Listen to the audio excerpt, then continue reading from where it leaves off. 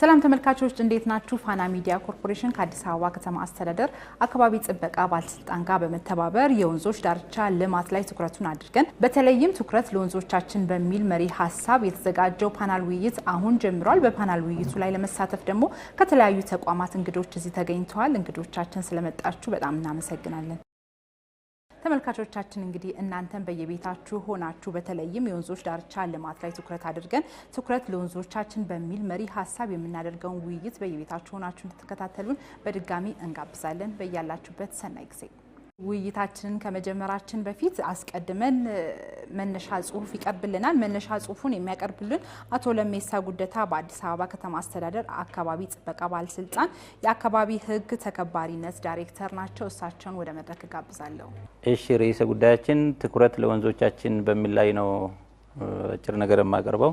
በአዲስ አበባ ሲናይ እንግዲህ የወንዞች ብክለት ምንጩ የሰው ቁጥር መጨመር ነው፣ የመኖሪያ ቤቶች መስፋፋት ነው፣ የከተማ ማደግ ነው፣ የኢንዱስትሪ መስፋፋት ነው፣ የአገልግሎት ሰጪ ተቋማት መስፋፋት ነው ብለን ካል ወደ 65 በመቶ የሚሆኑ ኢንዱስትሪዎች በአዲስ አበባ ይገኛሉ ተብሎ ይገመታል። በኢትዮጵያ ውስጥ ካሉት 65 በመቶ የሚሆኑ ኢንዱስትሪዎች በአዲስ አበባ ውስጥ ይኖራሉ። ከዛ ውስጥ ኦልሞስት ወደ 90% የሚሆኑ ኢንዱስትሪዎች ፍሳሽ ያላቸው ፍሳሻቸውን በአግባቡ አይደለም፣ በስታንዳርድ መሰረት አይደለም የሚያስወግዱ። አውትሌቱ መጨረሻው ዲስቲኔሽኑ ወንዝ ነው የሚሆነው ማለት ነው እና ቀጥታ ወደ ወንዝ የመሄድ ችግሮች አሉ። ይሄ ደግሞ ለሀገሪቱ ያለው የቱሪዝም ስበትን ይቀንሳል ነው። ይሄ በጥናት የተረጋገጠ ነው። ያ ብቻ አይደለም፣ ኬሚካሎች ጭምራሉ። ኬሚካሎች ከኢንዱስትሪዎች የሚወጡ በተለይ አሉ። ተዋሲያን ብለን ደግሞ የምንለው ከሰው ሽንት ቤት ጋር ሽንት ቤቶቻችንን ቀጥታ ወደ አውትሌታችን ወንዝ ሲሆን እነዚህ ተላላፊ በሽታዎችን ሊያመጡ የሚችሉ ከመድኃኒት ጋር የተላመዱ አይነት ማይክሮ ኦርጋኒዝምን ይዞ የሚሄድ ይሆናል ማለት ነው። ስለዚህ ወንዝ ተበከለ የምንለው ወንዝ ሊሰጥ የነበረውን አገልግሎት ሳይሰጥ ሲቀር ለምንም አገልግሎት ሳይውል ሲቀር ስንሰጋ ያንን ወንዝ ለመጠቀም ስንፈራ ወንዙ ተበክሏል ብለን እንላለን ማለት ነው። አሁን በኢትዮጵያ በተካሄደው ጥናት ለምሳሌ በአዲስ አበባ ወደ 66.6 ሚሊዮን ዶላር ወንዞቻችን ንጹህ ስላልሆኑ ልናገኝ የነበረውን ጥቅም ወይንም ደግሞ የተበከሉ ወንዞች በሚያመጡት የጤና ችግር ምክንያት ይሄን ያክል ዶላር በየአመቱ እናጣለን። በሐዋሳ 2.8 በባህር ዳር 2.5 የሚሉ ጥናቶች ተጠንቷል ማለት ነው። በየአመቱ ይሄን ያክል ሚሊዮን ዶላር እንደምናጣ ኢኮኖሚያችን ላይ ጫና እንደሚያመጣ ያሳያል ማለት ነው። ከባለድርሻ አካላት ምን ይጠበቃል? ያው ሁሉም ባለድርሻ አካላት በዚህ ጉዳይ ላይ በስልጠናው ላይ ተሳትፈዋል። ሁሉን ነገር የግንዛቤ መስጠት ስራው ከከተማ እስከ ብሎክ ድረስ ግንዛቤ የተሰጠው የድርጊትና የአስተሳሰብ ለውጥ እንዲመጣ ነው። ሰዎች ሲያደርጉ የነበሩት ትክክለኛ ያልሆነ የፍሳሽ ቆሻሻ አወጋገድ ስርዓታችንን እንድናስተካክል ሰዎች የአስተሳሰብና የድርጊት ለውጥ እንዲያመጡ በንቅናቄው ወቅት እነዚህን ነገሮች ኢንዲቴል ያወቀ ላላወቁ እንዲያሳውቅ ሊረዱ የሚችሉ ድርጅቶች በእውቀት ሊረዱ የሚችሉ የትምህርት ተቋማት ዩኒቨርሲቲዎች በጥናት ትክክለኛ የሶሉሽን ሊሆን የሚችለው ፐርማነንትሊ ይሄን ችግር ሊያስቀር የሚችለው የሚለውን ጥናቶች እያካሄዱ እንዲያመጡ ገንዘብ ያላቸው ባለሀብቶች ደግሞ በገንዘባቸው እንዲያግዙ ከፍተኛ የጤና ችግር ያመጣል ብለናል። ወንዞች ሲበከሉ አንደኛው ኬሚካሎች ወደ ወንዞች ሲገቡ የሄቪ ሜታል ኢምፓክቶች በሰው ልጆች ላይ ይመጣሉ ነው። የምንመገባቸው ምግቦች ሁሉ እንድንፈራ ያደርገናል ነው። ሁለተኛው ደግሞ ከመድኃኒት ጋር የተላመዱ ተዋሲያን መልሶ በተለያየ መንገድ ወደኛ ተመልሶ ሊመጡ ስለሚችሉ በምንመገበው በምንጠጣው ነገር ሊመጡ ስለሚችሉ እነዚህን ነገሮች እንደ ቀላልና ተራ ነገር ሳናይ እንድናስቆም የሚል ነው። ጨርሻለሁ። አመሰግናለሁ።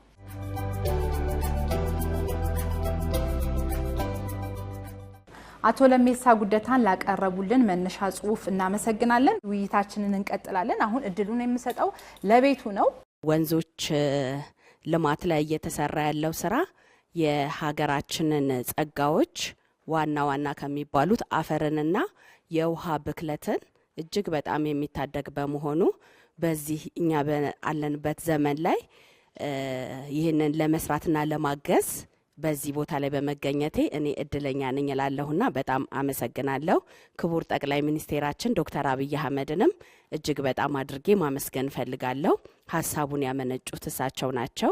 ከክብርት ከንቲባችን ከአዳነች አቤቤ ጀምሮ በዚህ ዘርፍ ላይ ሁሉ እየሰሩ ያሉትን ባለሙያዎችና አመራሮች በሙሉ ማመስገን ፈልጋለሁ። ምክንያቱም በአይኔ እያየሁትኝ በቅርበት እየተከታተልኩት ያለሁት የወንዞች ብክለት እያየነው እየጸዳ እያማረ ለኛም ለነዋሪዎቿ ምቹ ንጹህና የተጠበቀ ጤናዋ የተጠበቀ ከተማን እያየን ነው። ምን የሚባል አባባል አለ? ሰጎን እንቁላሏን በአይኗ እያየች ነው የምታስፈለፍለውና ለደቂቃ አይኗን ከእንቁላሉ ላይ ካነሳች እንቁላሉ ይበላሻል። እኛም የአዲስ አበባ ከተማ ነዋሪዎች የወንዞችን ልማት እንደዚህ እንደ ሰጎኗ ተከታትለን ሁሉ ጊዜም አይናችንን ሳናነሳ ትኩረታችንን ሳናነሳ ተከታትለን ልናስቀጥለው ለልጆቻችን ደግሞ ልናስረክበው የሚገባው ውበት መሆን አለበት ብዬ አምናለሁኝ። አዲስ አበባችንን ከብክለት ታድገን ጽዱ ኢትዮጵያን ጽዱ አዲስ አበባን ለልጆቻችን የምናስረክብበት መልካም ዘመን ይሆንልን እላለሁ። አመሰግናለሁ። ወንዝ ዳርቻዎች በኮሪደር ልማቱ ከፍተኛ የሆነ ስራ ተሰርቷል።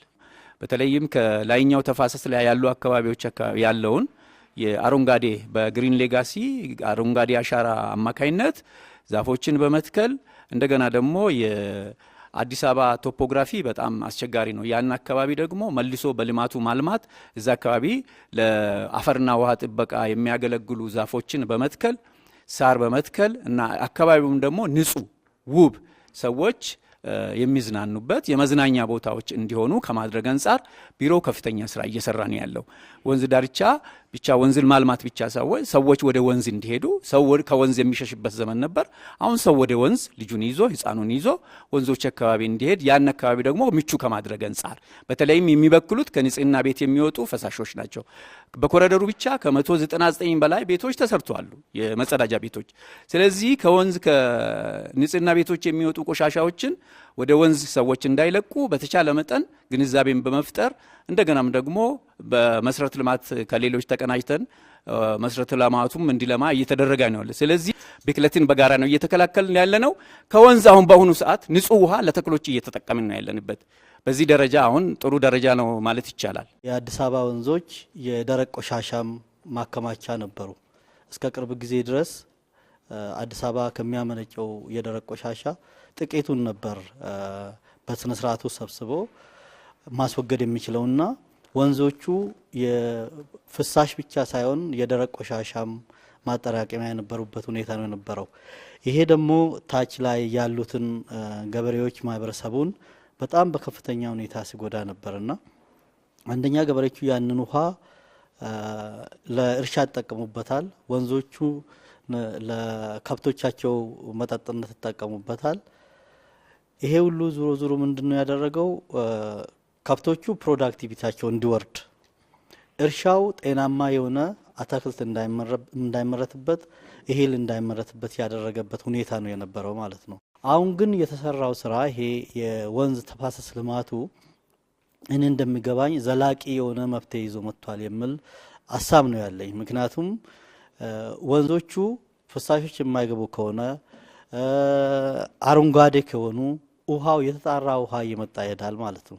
አሁን ሙሉ በሙሉ ውሃው ጸርቷል የሚል እሳቤ ኑሮኝ ሳይሆን ምክንያቱም በአንድ ቀን አይደለም የተበከለው፣ ረጅም ጊዜ የወሰደውን ነገር በድፍረት ዛሬ በ2 አመትና በ3 አመት ውሃው የሚፈለገውን ስታንዳርድ አሟልቷል ብሎ መናገር አስቸጋሪ ነው። ግን ምንድነው ይሄ ከቀጠለ በአንድ ቀን እንዳልተበከለ ረጅም ጊዜ ወስዶ እንደተበከለ አሁንም ደግሞ ረጅም ጊዜ ወስዶ ምን ይሆናል ብለን ነው የምንጠብቀው? ይሻሻል ምርታ ያሳያል የሚል ሀሳብ ነው ያለንና በዚህ መልኩ ስናየው አዲስ አበባ መስተዳደር ደንብን በማውጣት ትልቅ ባጀትን መድቦ የእነዛ ስራዎች በመስራቱ ልመሰገን ይገባል የሚል ሀሳብ ነው ያለኝ።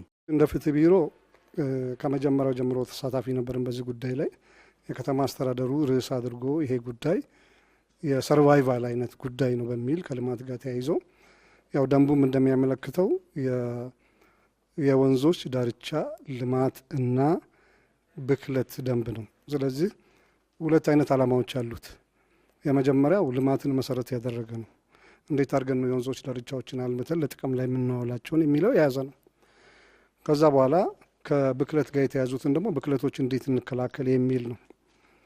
ይሄንን እንግዲህ ለማድረግ ረቂቅ ህጉ ተዘጋጅቶ በካቢኔ ጸድቆ ተግባር ላይ ከተደረገ በኋላ ህጉን መተላለፍ ምንድን ነው የሚያመጣው ችግር፣ ምን አይነት ቅጣቶች ያስከትላሉ፣ ቅጣቱ ብቻ ሳይሆን ይሄንን ድርጊት መፈጸሙ ህብረተሰባችን ላይ ምን ያህል ጉዳት ነው የምናስከትለው የሚለውን በማድረግ የእርምት እርምጃ እንዲወሰዱ የማድረግ ከተቋሙ ጋራ በጋራ በቅንጅት የመስራት ስራዎች እየሰራን ያለ ነው። ስለዚህ ይሄ ለውጥ ከመጣ በኋላ በእውነት የተሰሩ ልማቶችን እንዲፋጠኑ የማድረግ የተሰሩ ልማቶች ደግሞ ልማቶቹ ተጠብቀው እንዲሄዱ የማድረግ ትልቅ አስተዋጽኦ አለው። እኛም እንደ ተቋም ይሄን ጉዳይ በተቋሙ በግንባር በአካል ገብተን እንዴት እየተፈጸመ እንዳለ በተሰጠን ስልጣን መሰረት የህጎቹን አፈጻጸም ሂደት አይተናል። እሱም ብቻ ሳይሆን ሌሎች በዚህ ጉዳይ ላይ ቀጥታ ከሚሰሩ ተቋማት ጋር ያለው አፈጻጸም እጅግ በጣም ጥሩና አመርቂ ስለሆነ ጠንክረን በዚህ መስራት የሚገባን ነው። ትኩረት ለወንዞች ከምን ጊዜውም በላይ በአሁኑ ሰዓት ተሰጥቷል። ምን አይነት ስራ ነው የሚሰራው? እንደ ጉለሌ ያው ከፍተኛ ተፋሰስ ቦታ ላይ ስለምንገኝ ምን ስራ ተሰርቷል የሚለውን ግልጽ ማድረግ እወዳለሁ ማለት ነው። ትልቁ ነገር ያው የሰው ልጅ ላይ መስራት ነው። መጀመሪያ ግንዛቤ ተሰጥቷል። ገና ሲመጣ ወንዝ ዳርቻ ልማት ያው ብክለት ይብቃ ውበት ይንቃ የሚል መርሃ ግብር በእያንዳንዱ እስከ ብሎክ ድረስ ስራዎች ተሰርተዋል ማለት ነው። ግንዛቤ በየቤቱ ቤት ለቤት ተሰርተዋል። ሌላው በካዮች ተለይቷል። እነዚህ ከተለዩ በኋላ ደግሞ ያው ወንዝ ማጽዳት በጋራ በመሆን አካባቢ ያለው ወንዝ የማጽዳት ስራ ተሰርቷል ማለት ነው። እና ያው የአፈርና ውሃ ጥበቃም ስራ አንዱ ለወንዞች አስተዋጽኦ ስላለ ላኛው ተፋሰስ ላይ ምን ጊዜም ይሰራል። በተጨማሪም ግን 180 ደንብ 180 በቅንጅት መሰራቱ በመግባባት አካባቢ ጥበቃ ባለስልጣን፣ ደንብ ማስከበር ባለስልጣን የራሳቸውን ኃላፊነት እንዴት መወጣት አለባቸው የሚል በጋራ ከግንዛቤ ጀምሮ ወደ ትግበራ ገብቷል። ወደ ትግበራ በሚገባበት ሰዓት ግን ትልቁ ነገር ከግንዛቤ አልፎ የህግ ማዕቀፍ መውጣቱ በጣም ደስ ይላል። የህግ ማዕቀፍ በጣም ቅድም ያየነው አካባቢ ጥበቃ መቅጣትን አያምንም፣ ደንብ ማስከበርም መቅጣትን አያምንም። ተላልፎ ግን የተገኘ የሚያስተምር መቀጮ እየተቀጣ ይመጣል ማለት በጋራ በመሆን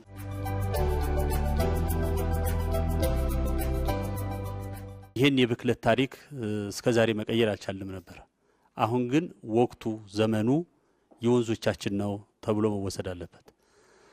ለወንዞቻችን ትኩረት ተሰጥቷል። እየተሰራ ያለው ስራ 10 ዓመት 20 ዓመት 30 ዓመት የማይሰሩ ስራዎች በአንድ ዓመት በሁለት ዓመት ውስጥ ወንዞቻችን ላይ የመጣ ያለው ለውጥ ስለምንመለከተው ስታንዳርድ በሆነ መንገድ ከተሞቻችን እየቀየርን እንሄዳለን ብለን ካሰብን ለዚህ ደግሞ ወንዞቻችን ላይ የምንሰራው ስራ ትልቅ ፋይዳ ስላለው ወደ ልማቱ መግባት አለብን የሚል ተይዞ በመገባቱ ትልቅ ለውጥ መጥቷል። ይሄ ልማት ደግሞ የጀመረው ከላይ ከዋናው ካፐር ክራቹ ጀምሮ በዚህኛው በኩል ከላይ በእንጦጦ በኩል በዚህም በቀበና በኩል ከላይ ካንቆርጫ ከሸገር ወይም ከኦሮሚያ ወሰን ጀምሮ እየለማ እስከ ታችኛው አቃቂ ትንሹና ትልቁ አቃቂ የሚባለው ድረስ ልማቱን ማድረስ የሚል ራዕይ ተይዞ እየተሰራ መሆኑ ነው።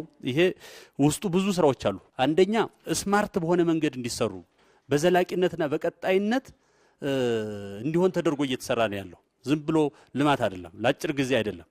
ለምሳሌ የትልቁ ስራ ቀጣይነቱን ለማረጋገጥ ከአፈርና ውሃ ጥበቃ ጋር ተያይዞ ከላይ ካፐር ስለሆነ የጀመርነው ከጫካው ውስጥ ነው የተጀመረው ስራው። ይሄ ዘላቂነቱን ያሳያል። እንጦጦ ብትሄዱ በሙሉ ለምቷል። ባይዞ የአፈርና ውሃ ጥበቃ እዚህ ሀገር ውስጥ ከተማ ውስጥ ባሉ ብቻ ሳይሆን በዚህ ልምድ ያላቸው እነማን ናቸው፣ በዘላቂነት ይሄን ችግር ሊፈታልን የሚችለው ማን ነው በሚል መላ ኢትዮጵያን የተሳተፉበት የኮንሶ ወንድሞቻችን ከ600 በላይ በእርከን ስራ ኮንሶ ይታወቃል፣ በአፈርና ውሃ ጥበቃ ኮንሶ ይታወቃል። እነዛም በማምጣት ከ600 በላይ ስቲል አንድ ዓመት ሞልቷቸዋል እየሰሩ ነው ያሉት በሁለቱም በቀበናም በዛም በኩል ማለት ነው። ስለዚህ በዘላቂነት ቅድም ወንድሜ ሲያነሳ የነበረውን ችግር ይፈታልናል ማለት ነው። በአጭር ጊዜ ላይታይ ይችላል ውጤቱ፣ ግን በዘላቂነት ይህን ችግር ይፈታልናል። እሱ ብቻ አይደለም፣ ወደ ላይ የሚወርደው ለመቀነስ የማጣሪያ ስራም ጭምር ትልልቅ ማጣሪያዎች በብዙ ሚሊዮን የሚያወጣ ካፒታል ተበጅቶ እየተሰራ ያለበት ሁኔታ አለ። ስለዚህ በዘላቂነት ይህን ችግር ለመፍታት እየተሰራ ያለው ስራ ትኩረቱንና እይታውን የሚያሳይ ነው የሚለው አንድ መታየት አለበት። ሁለተኛ ለዚህ እይታ ማረጋገጫ የሚሆኑ የህግ ማዕቀፎቻችን ናቸው። ባይዞ በአጭር ጊዜ ውስጥ ተግባራዊ የተደረገ ደንብ እዚህ ከተማ ውስጥ ማን ነው ከተባለ የወንዝ ዳርቻ ልማት እና ብክለት መከላከል ደንብ ቁጥር 180 2017 ነው። በአጭር ጊዜ ውስጥ ነው ወደ ስራ የገባው። ልማቱንም ይዟል፣ ብክለቱንም የምንከላከልበትን አጠቃላይ ይዟል። እዚህ ላይ ተዋናይ የሚሆነው ሁሉም ህዝብ ቢሆንም ሁሉም ተቃዋሚ ቢሆንም በተለይ ደግሞ ዋና ዋና የሚባሉ ባለድርሻ አካላቶች በቅንጅት እንዴት መተግበር እንዳለባቸው በዝርዝር የያዘ በመሆኑ የከተማው በሀገር ደረጃም ልዩ ትኩረት የተሰጠው በመሆኑ ትኩረት ተሰጥቶት የተሰራ ነው ብዬ ነው የምወስደው። ሌላው ከቅንጅት ጋር ያለው ከትስስር ጋር አሁን ከኦሮሚያ ጋር የጀመርነው አለ። እሱን አጠናክረን እንቀጥላለን። ከአዲስ አበባ ውስጥ ካሉ ይህን ተግባራዊ ከሚያደርጉ ባለቤቶች ናቸው። እሱን አጠናክረን እንቀጥላለን። ሌሎች መንግስታዊ የሆኑና ያልሆኑ አካላቶችን አብረን በደንብ አድርገን ከሄድን በዚህ አዲስ አበባ ወንዞች ታሪክ የቅርብ ጊዜ ታሪክ ነው የሚሆነው። የብክለት ታሪካቸው በረጅም ጊዜ ተበክለዋል። ትክክል ነው። ከ100 ዓመት በላይ ሲበከሉ የመጡ ከተሞች ወንዞች ናቸው። ግን ደግሞ ይህን ብክለት እኛ 100 ዓመት አንጠብቅም፣ 10 ዓመትም አንጠብቅም። ወይዜ በአጭር ጊዜ ወይዜ ይሄንን ታሪክ የምናደርግበት እንቅስቃሴ ውስጥ ያለው የከተማ አስተዳደሩ ይሄንን አጠናከረ ከሄድን ትልቅ ለውጥ ማምጣት እንችላለን። ስለዚህ እንደ አካባቢ ጥበቃ ምን አድርገናል? ማፕ አድርገናል። 76 ወንዞች ስንል ዋናዎቹ ትልልቆቹ ትንሽ ናቸው፣ ግን ደግሞ ገባሪ የሚባሉ ወንዞች በጣም ብዙ ናቸው። አንዳንዶቹ የተደፈኑ ናቸው። ስለዚህ አሁን በልማቱ በወንዝ ዳርቻ ልማቱ እየተመለሱ ነው። እዚህ ላይ እየበከሉ ያሉት እነማን ናቸው የሚለው በካይ አካላቶች በኢንዱስትሪም በግለሰብም በአገልግሎት ሰጭም ተለይተዋል። መለየት ብቻ አይደለም፣ ከደንብ ማስከበር ከውበትና አረንጓዴ በየደረጃው ካሉ ባለድርሻ አካላቶች ጋር ግንዛቤ እየፈጠርን ያለ ነው። እንዲያስተካክሉ የማድረግ ስራ እየተሰራ ነው። ይሄንን ወደ መጨረሻው ምዕራፍ ደግሞ በጋራ ሁሉም ተሳትፎበት ባለቤት እየሆነ ትልቅ ለውጥ እናመጣለን። ለዚህ ደግሞ ማህበረሰቡም የበለጠ ግንዛቤ መፍጠር ባለቤት እንዲሆን ማድረግ የለሙት እንዲጠበቁ ማድረግ ያልነረስባቸውን ደግሞ እያለማን ስንሄድ በእርግጠኝነትም የከተማችን አጠቃላይ አዲስ አበባ ስማርት የሆነች ከተማ የስማርትነቷ ማረጋገጫ ደግሞ አንዱ የወንዝ ዳርቻ ልማቶቻችን ናቸው። ልማቱ ብቻ ሳይሆን ከብክለት የጸዳ እንዲሆን ማድረግ ነው። ይህን ለማድረግ የጀመርነውን አጠናክረን እንቀጥላለን። ለኛ ለአካባቢ ጥበቃ ደግሞ ዘመኑ የአካባቢ ጥበቃ ነው ብለን ወስደን ስለሆነ ይህን በአግባቡ እንጠቀምበታለን የሚል አስተያየት ለመስጠት ነው። አመሰግናለሁ። ወንዞች ለከተማ እድል ናቸው። ይሄ የአዲስ አበባ ምስረታ በምናይበት ጊዜ ቅድም በፕሬዘንቴሽን ሲቀርብ እንደነበረው 76 ወንዞችን ማዕከል ተደርጎ ነው የተመሰረተው። ግን ደግሞ ታሪኩ ምን ያሳያል የሚለውን በምንወስድበት ጊዜ የአዲስ አበባ ነዋሪና ወንዞች ጀርባ ለጀርባ ነው የሚሰጣጡት ማለት ነው። ፊት ለፊት ተያይተው አይታወቁም። ወንዞቻችን ለኢኮኖሚያዊ ለማህበራዊና ለተለያዩ አገልግሎት ውሎ አያውቅም። አጋጣሚ እዛ ሰፈሬ መሆን እድል ያገኘ ሆቴል፣ መኖሪያ፣ ሌሎች ተቋማትም ሆስፒታሎችም ቢሆኑ ጀርባቸውን እንጂ ፊት አይሰጡም። ሌሎች አካባቢ ሌሎች ሀገራት ላይ ደግሞ የሚታየው ተሞክሮ ከዚህ የተለየ ነው። ሆቴል ወንዝ አካባቢ ሲሆን የተለየ ቫልዩ ያለው፣ መኖሪያ ወንዝ አካባቢ ሲሆን የተለየ ላንድ ቫልዩ ያለው፣ ከፍተኛ ጠቀሜታ የሚሰጥ የሰዎችን የሚስብ ቱሪዝም ለተለያየ አገልግሎት መዋል የሚችል ነው። የኛ ታሪክ ይህን የሚያሳይ አይደለም። አብዛኛው የአዲስ አበባ አምራችና አገልግሎት ተቋማት ወንዝ ድር አካባቢ ነው የተገነቡት። የተገነቡበት መሰረታዊ ምክንያት ምንድነው? ፍሳሻቸውን ወደ ወንዝ ለመልቀቅ ነው። መኖሪያዎችን ቢሆኑ አብዛኛው መኖሪያ ሊባል በሚችል መንገድ ሴፕቲክ ታንክ ያላቸው ወይም ወደ ሲዌሬጅ ላይን አስገጥመው የሚጠቀሙ አይደለም። የሚጸዳዱት ወንዝ ነው ላይ ነው። ስለዚህ ወንዞቻችን ታሪክ ይሄን ነው የሚያሳየው ማለት ነው። ይሄ ደግሞ ህዝብን በተለይ ለህዝብ የተለየ ትርጉም ያለው መንግስት ለህዝብ የሚያስብ መንግስት ይሄን መቀየር ግድ ይለዋል ማለት ነው። ስለዚህ ምስረታውና የወንዞች ልማትና የብክለት መከላከል ስራ የተጀመረው ከዋናው ከመንግስት ሀሳቢያችን ተነስቶ እንደሆነ መታየት አለበት ማለት ነው። ይሄ ደግሞ ለውጥ አምጥቷል። ሆነ ለመናገር አሁን ስለ ወንዝ ስለተለያየ አዲስ አበባ በሚደረጉ መድረኮች ላይ የሀገራችን በተለያየ ጊዜ የሚደረጉ የልምድ ልውጦችን በምናይበት ጊዜ የሚታወቀው እኛ ሌላ ሀገር ነው ልምድ የምንወስደው። አሁን የቱሪዝም ማዕከል፣ የኮንፈረንስ ማዕከል የተለያዩ አፍሪካ ሀገራት ውስጥ ፓርላማ ውስጥ ተነስቶ እንደተሞክሮ የሚነቀስ የተለያዩ ሀገራት መንግስታት እንደተሞክሮ የሚያነሱት ኬንያ በቅርቡ አይተናል። ልክ የአዲስ አበባን እንደታየ ልማት ያስጀመሩበት ደቡብ አፍሪካ እንደ ፕሬዚዳንቱ መጥቶ እንደሄደ ይሄ ጥሩ እድል ነው ማለት ነው። ይሄን ማስቀጠል ያስፈልጋል። መንግስት በተለይ ከእሳቤው ተነስቶ እንደሆነ ይሄን በትኩረት መውሰድ አለብን የሚል አለኝ ማለት ነው። ሁላችንም እንደ አመራር ተመድበን እንሰራለን። ወንዝ ዳር ላይ ህፃናት መጥተው ይጫወታሉ። በና ባላለቁበት ሰው ወክ ያደርጋል። ተማሪዎች ከትምህርት ቤታቸው ድሮ በእግር በታክሲ በምናምን የሚወጡበትን ትተው አቋራጭ በወንዝ ዳር ሲሄዱ እናያለን። ሰዎች አሁን ወደ ወንዝ መሄድ ጀምረዋል። ይሄ ትልቅ እድል ነው። ይሄ ትልቅ እድል ነው። ትልቅ እድል ነው ብለን ስናወራ ቅድም የቀረቡ የጤና፣ የማህበራዊ፣ የፖለቲካ፣ የኢኮኖሚያዊ ጠቀሜታዎችን ታሳቢ አድርገን ማለት ነው። ይሄን መጠበቅ የተጀመሩ ስራዎችን ማስቀጠል ከህዝቡ የሚጠበቅ እንደሆነ ታሳቢ መደረግ አለበት የሚል አለኝ። አሁንም ግን ፈታኝ ሁኔታዎች አሉ፣ ትኩረት የሚፈልጉ ቅድም አንስተናል። ግንዛቤ መፈጠራው የተጀመረው ከ2016 ጀምሮ በተለይ ከብክለት ጋር ተያይዞ እስከ ዛሬ ድረስ ግንዛቤ አልቆመም። በክፍለ ከተማ እስከ ብሎክ ድረስ በተቀናጅተን ከተቋማት ጋር ግንዛቤ እንሰጣለን። ይሄን ግንዛቤ ወስደው ለውጥ የሚያመጡ ተቋማት ለውጥ አምጥተው ፍሳሻቸውን አቋርጠው የመንግስትን እሳቤ መንግስት ለምን እንዳሰበ ለህዝብ እንደሆነ ገብቷቸው ወዲያው የማስተካከያ ያደረጉ ተቋማት አሉ። ግን ደግሞ አሁንም ግዴለሽ ተቋማት አሉ። እየበከሉ መኖር የሚፈልጉ ተቋማት አሉ። እየበከሉ መኖር የሚፈልጉ መኖሪያ ቤት ውስጥ የሚኖሩ ሰዎች አሉ። ይህን ተሞክሮ ማለት ይቻላል። ወንዞቻችንን ዞረን ተፋሰስ አይተናል። ዛሬም ሰው አየ አላየ ብሎ ወንዝ ላይ ሽንት ቤቱን የሚያገናኝ የተቋም የኢንዱስትሪን የአምራች የአገልግሎት ሰጪ ተቋማት፣ ሆስፒታሎች፣ የመንግስት ተቋማት ዛሬም ፍሳሻቸውን ወደ ወንዝ የሚለቁ አሉ። እነዚህ መታረም አለባቸው የሚል አለኝ። ምክንያቱም አመራሩ ተነስቶ የሚሰራው ስራ አይደለም።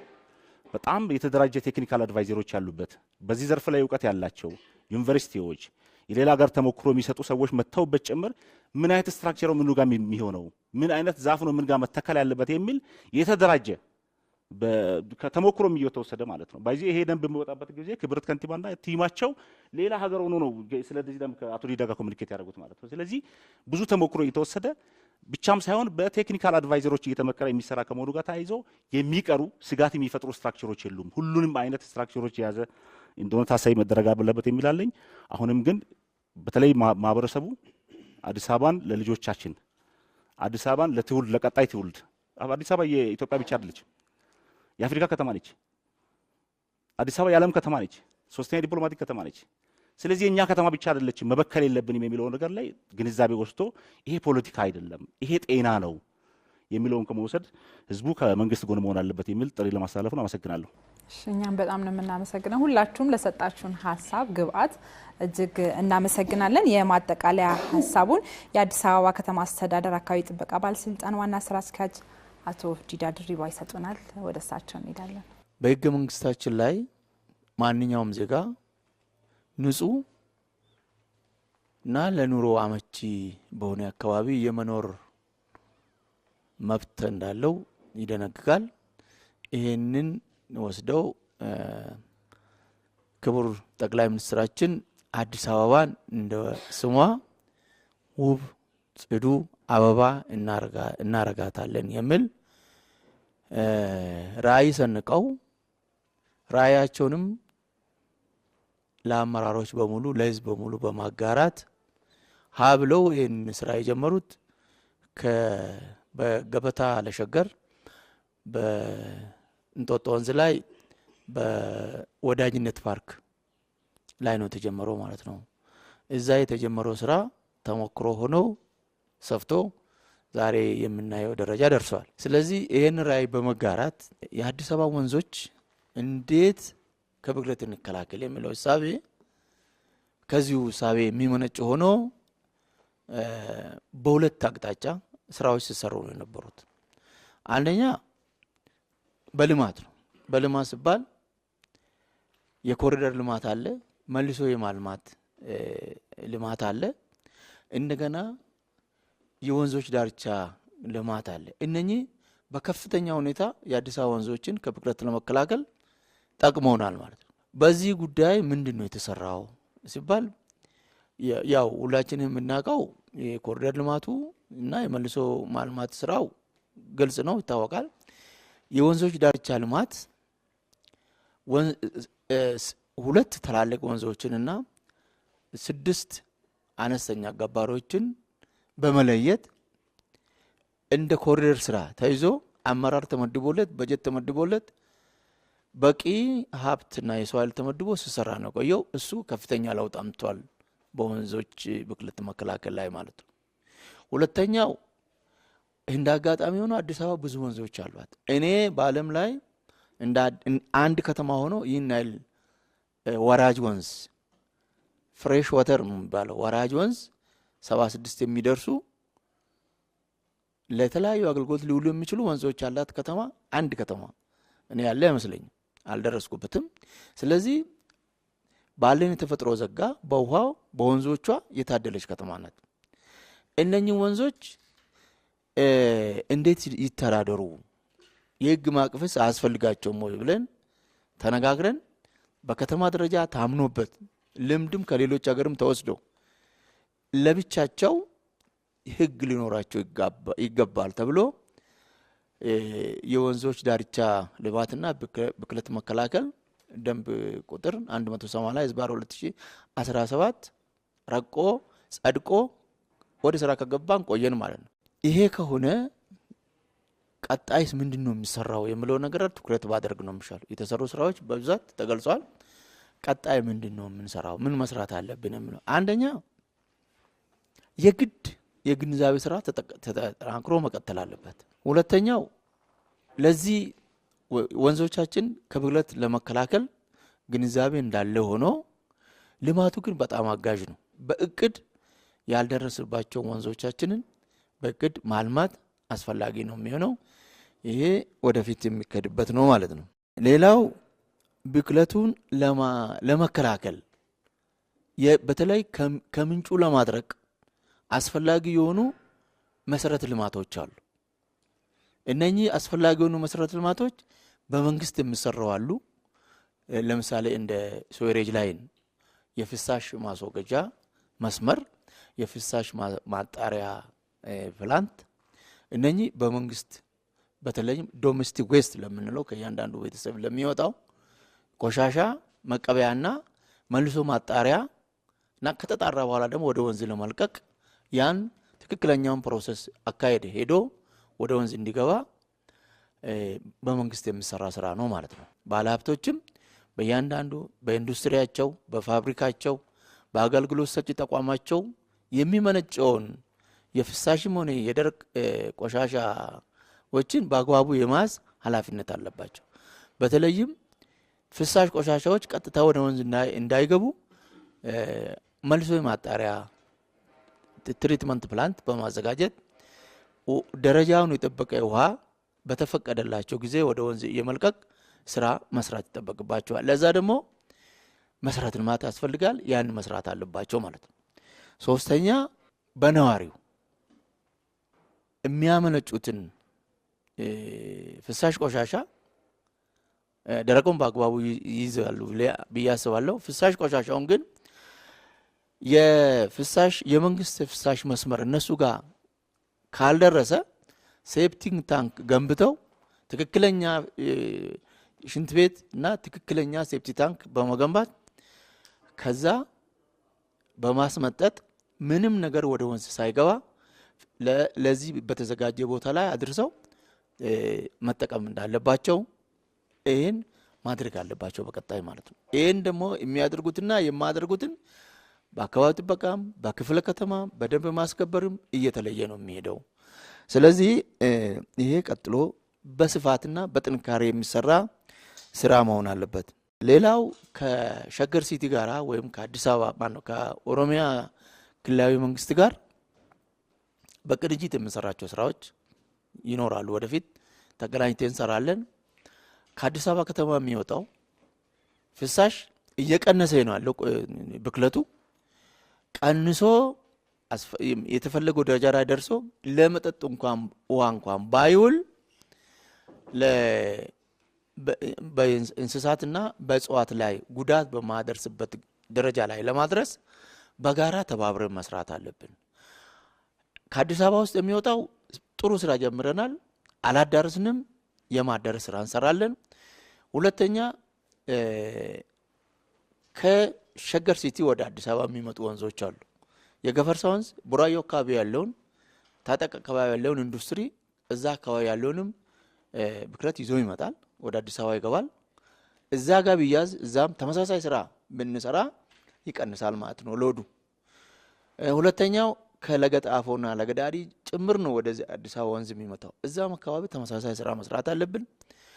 ተሞክሮም ተወስዶ እዛም እየተሰራ እዚህም እየሰራን በጋራ ደግሞ በታችኛው ተፋሰስ ላይ ምን እንሰራለን ብለን አቅደን እንሰራለን። ይሄን አካባቢ ጥበቃ ኃላፊነት ስላለበት ከነሱ ጋር በቅንጅት እንሰራለን። ወደፊት የሚሰራ የተጠናከረ ስራ ነው የሚሆነው ማለት ነው። የአዲስ አበባ ከተማ አስተዳደር አካባቢ ጥበቃ ባለስልጣን ዋና ስራ አስኪያጅ አቶ ዲዳ ድሪባ ለሰጡን የማጠቃለያ ሀሳብ እጅግ እናመሰግናለን። ተመልካቾቻችን ፋና ሚዲያ ኮርፖሬሽን ከአዲስ አበባ ከተማ አስተዳደር አካባቢ ጥበቃ ባለስልጣን ጋር በመተባበር በተለይም የወንዞች ዳርቻ ልማት ላይ ትኩረቱን አድርገን ትኩረት ለወንዞቻችን በሚል መሪ ሀሳብ ያደረግነው ፓናል ውይይት የተከታተላችሁትን ይመስል ነበር። ሌሎች የፋና ሚዲያ ኮርፖሬሽን ፕሮግራሞች ይቀጥላሉ። በያላችሁበት ሰናይ ጊዜ